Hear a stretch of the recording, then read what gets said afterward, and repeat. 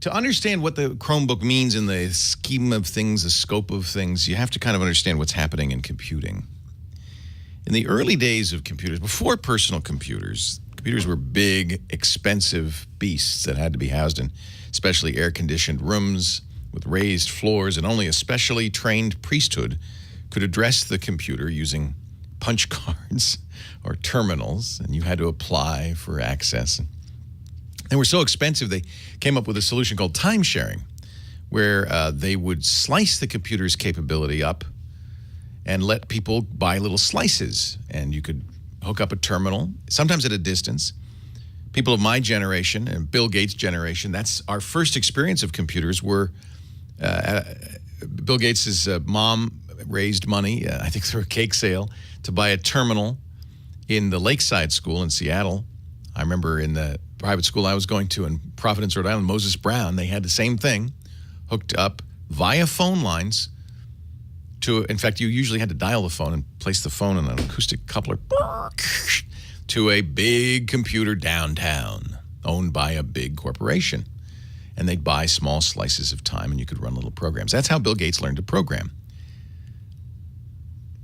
If I'd only spent more time in that room with a terminal, maybe I'd be a little bit better off these days. Anyway, fast forward to the late 70s, 1977. The first small computer kits were developed and sold. People who'd used time-shared computers said, wow, I can have a computer on my desk. Wow, breakthrough.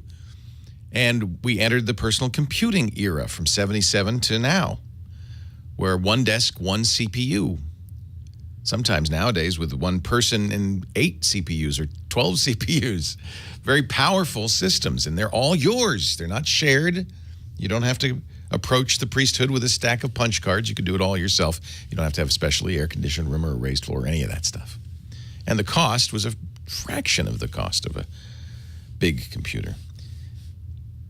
But as computing has evolved, and by the way, the thing that made computing a success in the 80s and then in the 90s, and even into the 2000s, was the fact that Microsoft, primarily Microsoft, somewhat Apple, maybe Linux, but primarily like 95% Microsoft, provided a solid, reliable, consistent operating system platform, we call it, that people could write software for.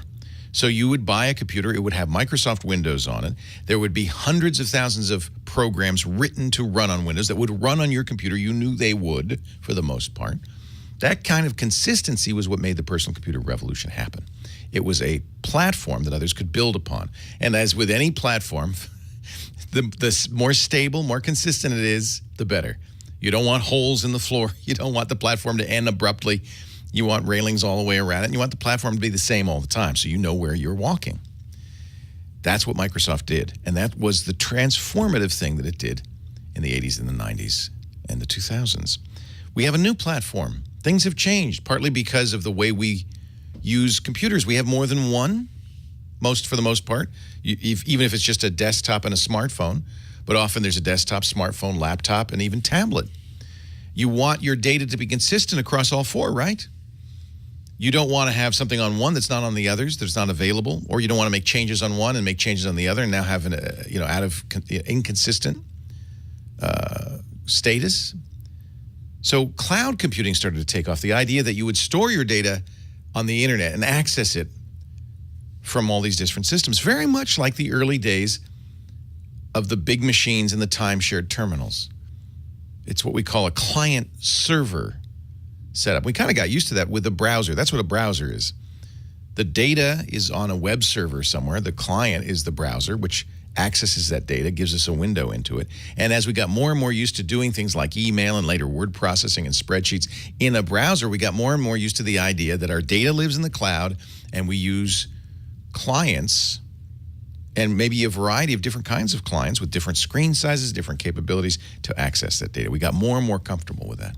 Well, this is where Microsoft realized, oh my goodness, we're getting our platform pulled out from under us. It isn't about Windows or Mac or Linux anymore. It's about the cloud.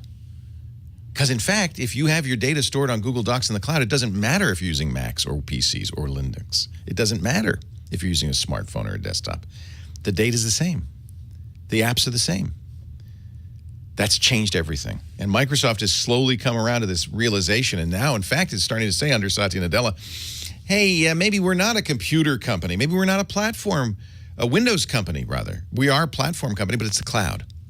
And they're playing catch up, by the way, just as they did with the internet, because Amazon and Google and many others got there before them. But they're doing a good job of playing catch up. So when you look at a Chromebook, what you're really looking at is very much like those terminals, the old terminals that we had in our school closets that accessed a big computer. The biggest difference is the computing power is on our side now. That what we're really accessing is our data only in the cloud on those big servers. And that's really improved things because we have so much CPU power on our end. We can do a lot of the heavy data work. We only have to transmit the data itself. We don't have to do so much work in the cloud. We don't have to time slice a single CPU somewhere else. We've got it all to ourselves. That's actually a good improvement. But the same problems, and often people who don't like the cloud bring this up, the same problems are present. If you can't get online, your data is, kind of locked away somewhere else. You could store a local copy, but that's not really ideal because don't you want to have the same data on all platforms? This is the new platform. This is replacing Windows. It's going to replace Macintosh, Linux, and everything else. And that's Google knows that better than anybody. That's their business. They're in the cloud business. That Gmail was the first major cloud web app. And they are hugely successful. And they said, wow, so the Chromebook is their response to that. It doesn't matter. The operating system's irrelevant. You just need a browser with a window to all your stuff. And I think it actually works pretty well for people who don't need to have a bunch of data locally. If you're editing video, you need data locally. If you're editing photographs, you need data locally. Anyway, that's my kind of sermon on what is going on, because it is a big change. And you need to understand that to understand you have to get out of the mindset of, well, do I buy a Windows PC or a Mac? That's really not the question anymore, because you're accessing your data in the cloud. It doesn't matter anymore.